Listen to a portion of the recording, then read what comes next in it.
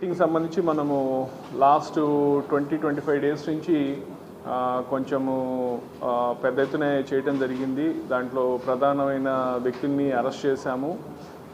దరిదాపు ఒక 7 మంది దాకా రిమాండ్ పంపించాము. ఇంకా కొంతమంది రిమాండ్ పంపించేది ఉంది. అట్లాగే కొంతమందిని ఎవరైతే ఆడతారో వాళ్ళని ఐడెంటిఫై చేసి విక్టిమ్స్ని వాళ్ళ ఫ్యామిలీ సమక్షంలో కూడా కౌన్సిల్ చేయడం జరిగింది.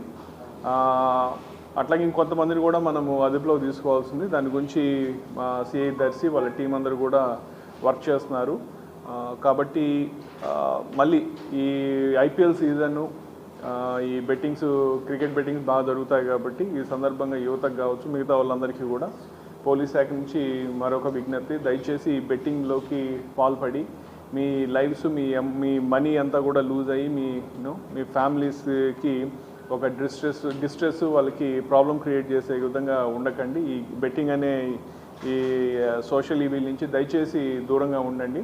ఎవరైనా కానీ ఏదైనా కానీ ఇటువంటిది ఉన్నట్లయితే మా పోలీస్ అధికారులకు ఇన్ఫర్మేషన్ ఇచ్చినా కూడా దాని మీద మనము స్పందించి దాని పట్ల సరైన చర్యలు తీసుకుంటామని చెప్పి తెలియజేస్తున్నాం.